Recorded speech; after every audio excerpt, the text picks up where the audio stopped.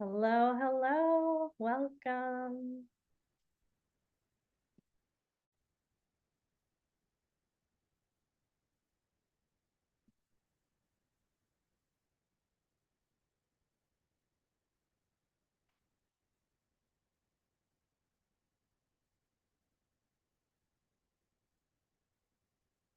It is a few minutes before 1 o'clock, so we aren't going to start until 1 o'clock.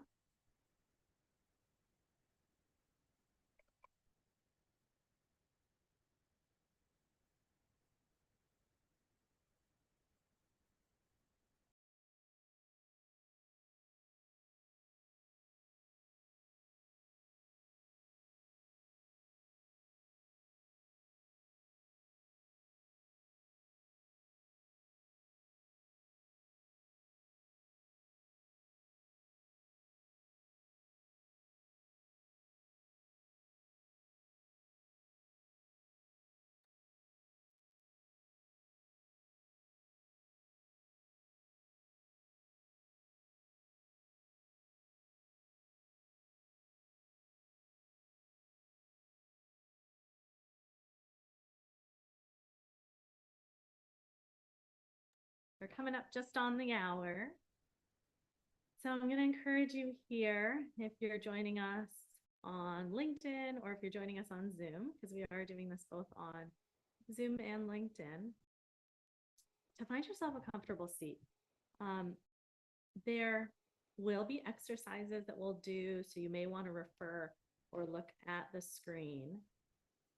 But otherwise, if you're using this as a break, I highly encourage you to orient your seat towards a window, sit outside, grab a cup of tea or water, and use this maybe to meet your water requirements for the day. I have my big jug of water that I try to drink a few of each day.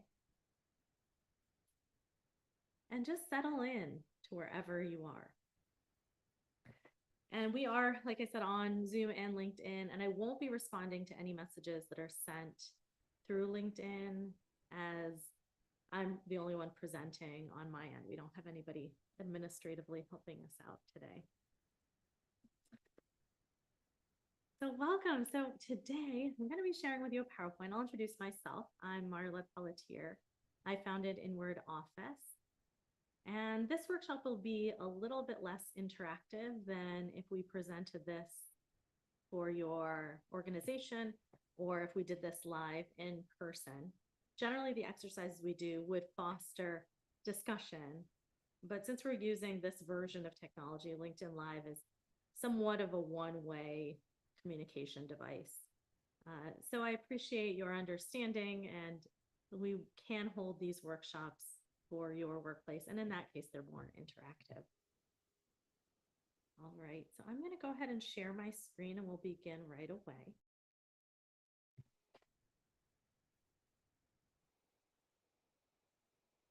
And for those of you just joining me on Zoom, we are doing this as mostly a presentation.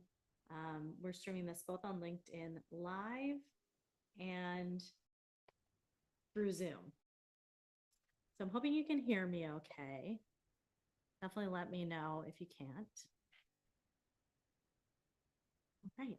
So empathetic communication, why did we choose to do a class on empathetic communication? If you're familiar with Inward Office, we're a company here in Rochester, New York, that delivers employee well-being classes. And we mostly stick to yoga classes, fitness classes, mindfulness, and ball self-massage classes. And we started to present on empathetic communication this year because we had so many companies asking about mindfulness in relationships. So whether that's a manager, a superior, and an employee that we're having miscommunications, or between colleagues, so many of us have changed to a virtual environment, right, that we're interacting with. And that can lead to a lot more miscommunications. I had someone recently tell me that they only entertain video messages from their clients because of all the more micro expressions, the ability to understand better the tone with which we're communicating. And this is one of those tools. Empathetic communication gives you um, a prescriptive way of describing what's going on with your feelings and your needs, and allows us to be more empathetic in our communication. All right, so you can read a little bit here about our company. We started in 2006. We only work with organizations. We do it virtually, nationally, or in person in Western New York. And this is the third of a three-part series. So we started off, the first class was a meditation on compassion and empathy. The second was the beginning of teaching this language of feelings and needs. And today we're going to continue with that. If you want the recordings, feel free to send me a note, Marla@Inward Office, or sign up on our website for the free class. All right, so let's just take a moment to arrive. I love starting this way, gets us into this moment. So taking a minute to notice where you're sitting. Notice the body in the chair. Notice the feet on the ground. Notice the hands and what they touch. Let the eyes soften. And move attention to breathing.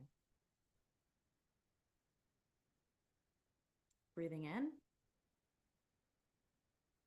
and breathing out. Consciously exhale just a little bit longer.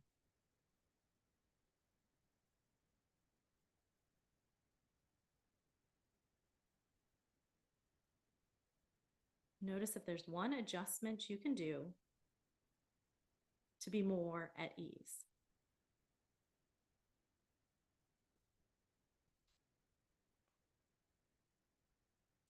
And then taking 2 more conscious breaths, just bringing our attention into this moment where we are.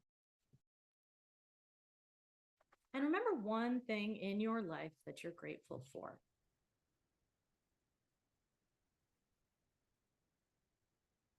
Allow that feeling, that savoring, that gratitude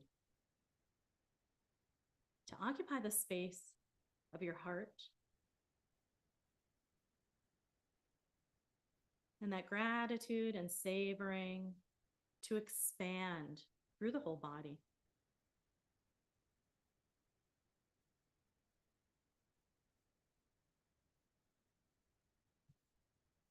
And then slowly lifting the eyes, moving the body, stretching. And hopefully now you've maybe set aside some of the morning's events to be more present with me. And welcome to those of you who joined in the Zoom. All right, so nonviolent communication. I'll talk briefly about what this is.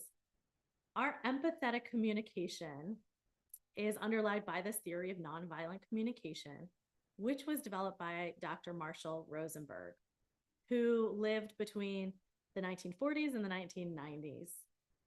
And he was a clinical psychologist who was born in Detroit. And as a young Jewish boy in the inner city of Detroit, he actually encountered a lot of racism, a lot of discrimination.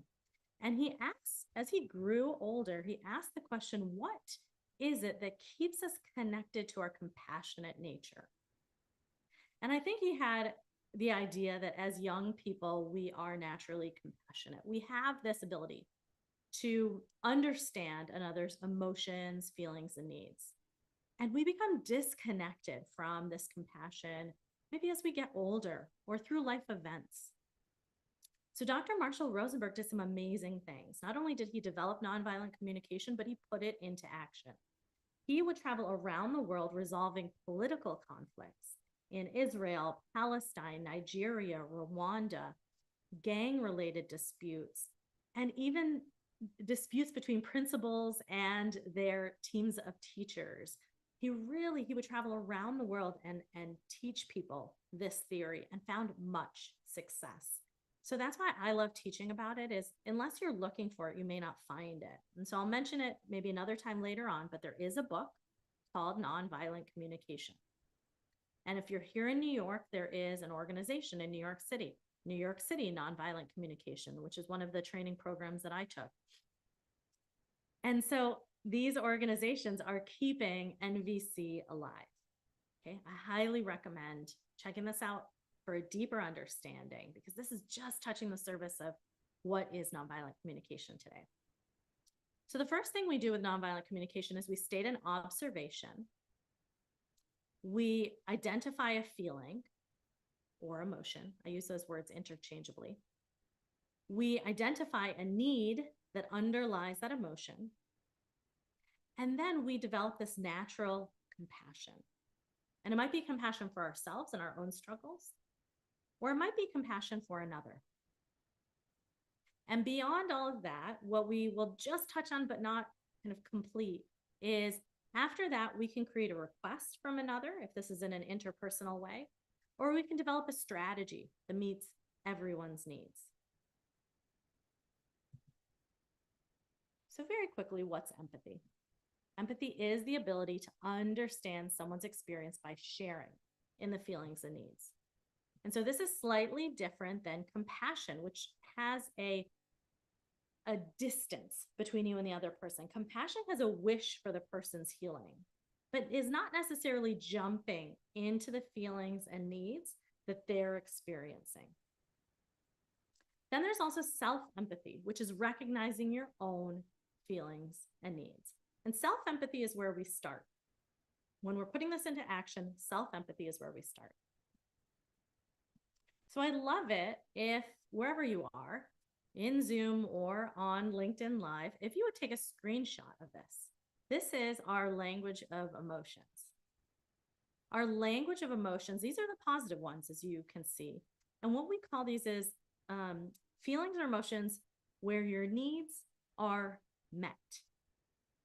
You're feeling fulfillment in a certain area of life. So take a screenshot. And here is our list of unmet needs. Needs that have a lack of fulfillment, a yearning. Okay, I love the word yearning, right? Because if we're in a feeling of burnout, of aching, of feeling frustrated, we're yearning for something, right? So I love that word. You can think about unmet needs as yearning for something. And then we'll come back to the needs list, but again, take a screenshot. So these are the needs that underlie all of our emotions. So these are universal needs. And below every feeling of fulfillment or yearning is one of these things. And I tell you, my husband and I have had a lot of debates about whether this is a universal or a full list. It's a good place to start. You may be able to find more, of course. So starting with that, when I talked about that equation at the beginning, we always start with an observation. An observation is direct sensory information. Here, when we make an observation, we say, I notice that, or when I see, or when I hear. So let's look at this example. I might walk into my house and say to somebody, hey, you're a lazy person, you didn't do your chores. Or I may start with an observation. At 8 p.m., a time, when I arrived home from work, I noticed the dishes were in the sink and the laundry was wet in the washer. Observations are always a great place to start when we're trying to communicate what we need and how we feel, because they're unbiased. So start with an observation. Today's been kind of a crazy day in my household. My kids were home this morning and everyone was fiery and fighting, right? And I had to start with observations. I noticed that you yelled at this person. I noticed that you left this door open, right? Observation is a good place to start. And we're going to go quickly through this because observations and feelings we covered in the last class. Again, I can share the recording afterwards. Feelings. What are feelings? Again, emotions or feelings. When you're trying to identify a feeling, you might start with a sentence, are you feeling, or I feel. When we're trying to identify feelings, we're starting with guessing. So we start with ourselves in this process. When we're trying to identify, you don't want to be that weird person that goes out and feels and is identifying everyone's emotions. Start with yourself and say, today I'm feeling wary. Today I'm feeling exuberant. Start guessing emotions and just expanding that language of emotions. Okay. So let's just very quickly do this first example, this first exercise. All right, your son comes home with a heavy bag and his head is hanging down. He sighs heavily when he pulls out his books. He grabs a piece of last night's dessert and has a frown on his face. He grunts as he looks at his planner with his homework assignment. So in your mind now, what emotion might he be feeling?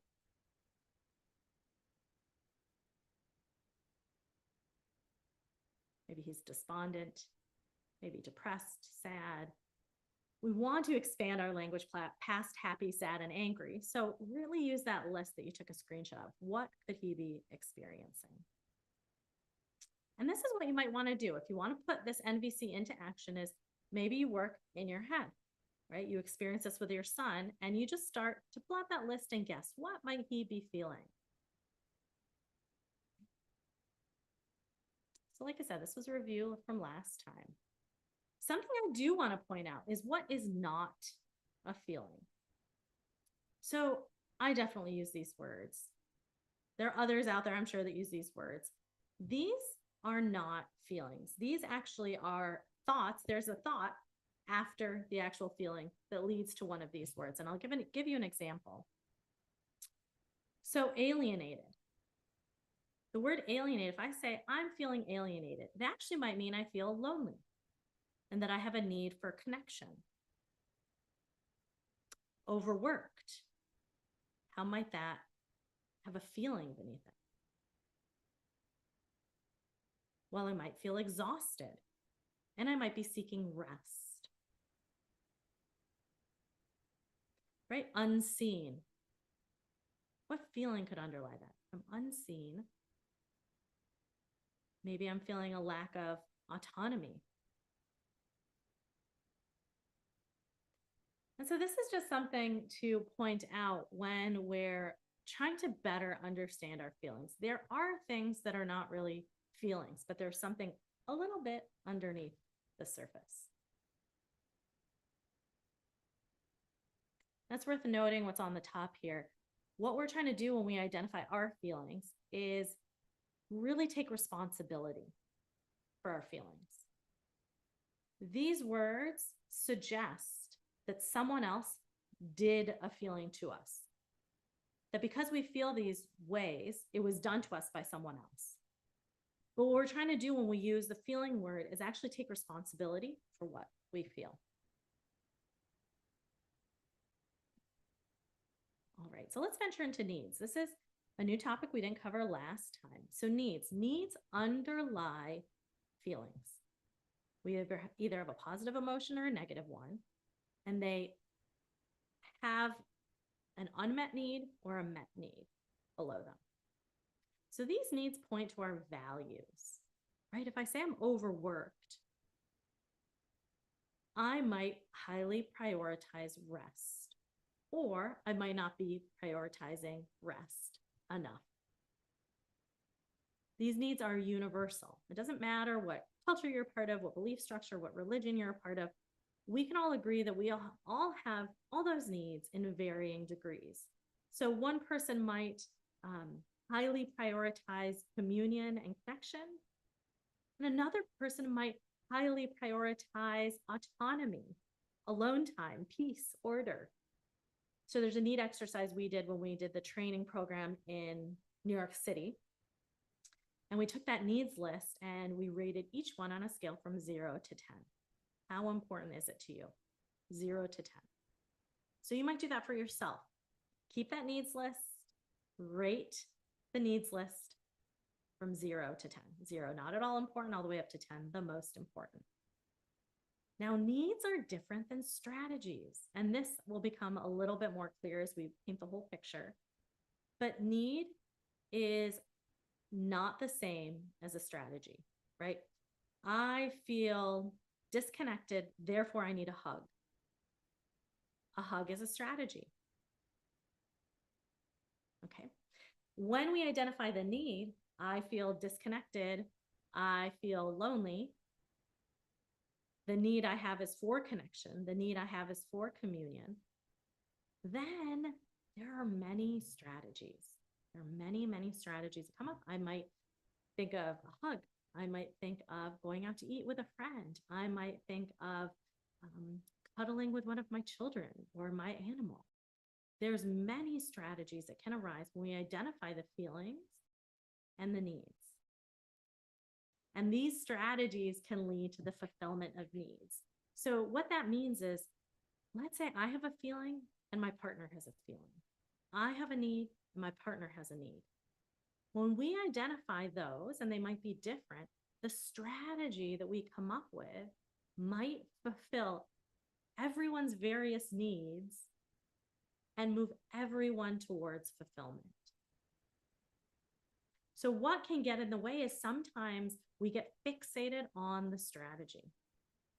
I will use my hug example.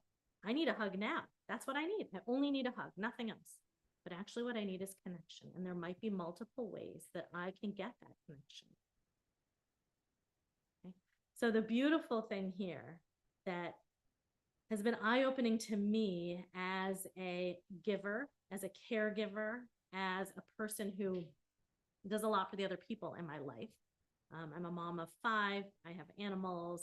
I have a home and a husband. So I feel like I'm a giver. What has been eye-opening for me to learn is that everybody's needs can be met as long as we explore multiple strategies. What Marshall Rosenberg would do with his groups is he would hear one side, begin to identify the feelings and needs, hear another side, identify feelings and needs, and come up with strategies that meet all of the needs. And suddenly, you know what happens? Is the potency, that anger or those strong feelings completely dissolve. In the moment of the needs being identified and the strategies coming up that can meet all the needs, everyone says, wow, that's it. And I can't tell you, it's so powerful when you're working with someone and suddenly you found a strategy that meets everyone's needs. Oh my goodness, the feelings change entirely. All right, so if you didn't get the screenshot earlier, take it now. Here are the list of needs. All right, so let's do an exercise. We'll just do a couple of these exercises, because I do want to make sure I stick to our time frame of just a half-hour class. Let's start number 1. I'm excited that we are traveling for Easter next week. What need could this person feel? What need is being fulfilled? So the emotion is excitement.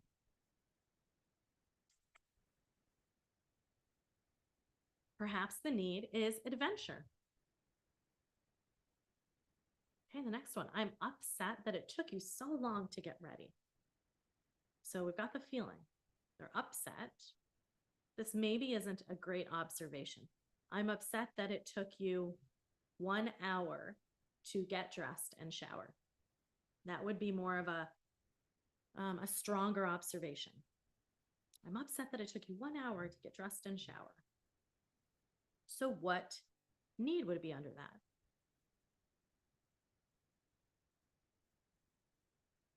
One idea is order, needing order, or needing clarity.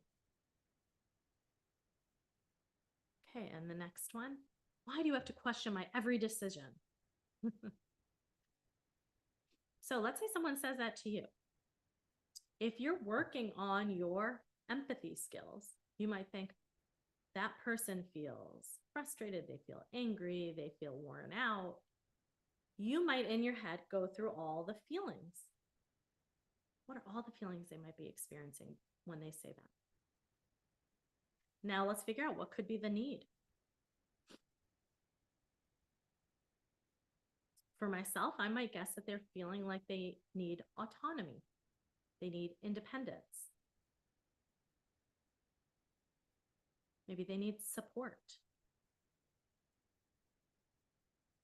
Okay. There can be many right answers in this case. There's no really one right answer, because until you're in that situation, you don't really know what their needs are.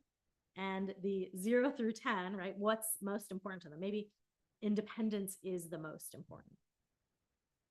All right. And D, that next example. So the last one we'll do. You can play around with the other ones. I'm frustrated that you gave me the silent treatment after our argument. Right? What need might they have? Maybe it's understanding. Maybe it's connection. Maybe it's mutuality. Okay, it could be many things. Again, it's an opportunity to brainstorm. So it might be hard to do this in conversation, right? You take a pause, you're like, what need? But let's say you've got a text message. You might have that space and time to say, what's the need behind this message? So in a class where we have more interaction, right? It's not this LinkedIn or Zoom where we're really having a back and forth. We have some really nice conversations here with groups, because inevitably this brings up ways that other people have hurt them.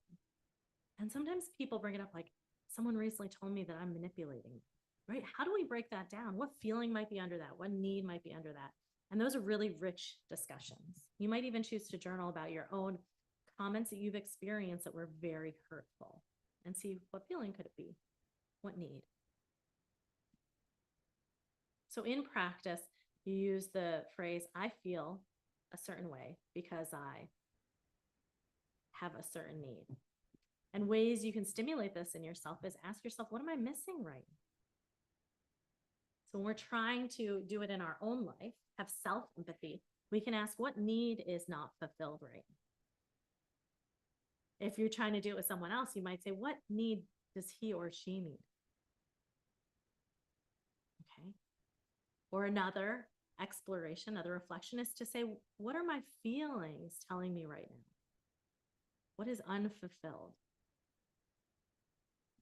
Right? These are just prompts for you to explore.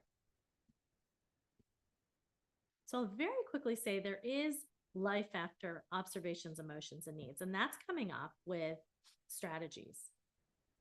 You can make a request of another person. You could give yourself empathy. You could brainstorm strategies, or you could use the information you found to inform the next time you interact with a person. And being that this is a very short class, we're not able to really explore these. But after you identify a feeling and a need and an observation, strategies arise where everyone's needs are met. Okay, so I'm going to skip this right now. And I'm going to give you a couple of real life examples just to really see how this is a full picture. These are 3 statements that I've either heard or said this summer, right? It's been a crazy summer with my husband traveling and us traveling and my kids. So let's say this first one was definitely me. It's a dumb idea to let the kids stay up late. Okay, let's see how I broke this down in an NVC way. It's a dumb idea to let the kids stay up late. Okay, I noticed it's hard to wake the kids up on Mondays if they stay up past 9 p.m. on Sundays. Okay, so this is an observation. There's actual factual evidence to support this. I'd like the morning to be peaceful for everyone, right? So the need that I have here is for peace in the morning. I would also like them to easily wake up. Can we work together to get the kids into bed at 9 p.m.? So I think I missed the feelings in here, but I stated the needs. Okay. The other one I have over here is stop turning off the air conditioning. I hate a hot bedroom. This is one that my husband had said to me. Okay. I noticed that our energy bill was higher last month. Oops, excuse me. I also noticed, okay, so this is my response in an NVC way. So this is slightly different. I noticed that our energy bill was higher last month. I also noticed that if I turn on the air conditioner in our bedroom, it only takes about 5 minutes to cool down. So two facts, right? I like being frugal and conservative with our energy bill. So that we can save a few dollars, would you be willing to turn it on when you arrive home? I'll turn it off when I leave the house. Right? And so here again, we're using observations, feelings, and needs, and I came up with a strategy. So this is kind of the complete picture, right? These first statements, stop turning off the air conditioning, I hate a hot bedroom. Maybe on the bottom, I just would have responded, no, I'm not going to do it. Right? I could have just said that. Here is a more conscious, mindful way of responding. And the second, this first example, it's a dumb idea to let the kids stay up late, is a different way of reframing something I could have said quickly into something more with more awareness. Okay. So because we're reaching the end of our time, I do want to just share with you how you can learn more or bring this to your team, a workshop like this. We do hold virtual classes every day of the week, Monday through Friday, for employee well-being programs. It fits into your well-being program. You can sign up as a person from the general public at inwardoffice.com/move. Very, very affordable class. You get the live class, so a live instructor teaching you. Tonight, I teach the low back yoga class. And you also get the recording for a week. So it's very, very reasonable. And then we hold workshops just like this for your team, for your workplace. And then we have some freebies on YouTube, Insight Timer, and SoundCloud if you want some meditations. So sticking to our time, it is 1:30. I want to thank you very much for attending. You can feel free to leave any comments on the LinkedIn live stream. I'll get back to them. And those of you here in the Zoom room, feel free to comment into the chat and I will respond. And I want to thank you all for coming and learning a little bit about NVC. Definitely recommend the book and taking the class even at the NVC Center in New York City. I know there's one in San Francisco. I know there's one in, I believe, LA, a lot of big cities. So thank you all for coming and spending this time with me.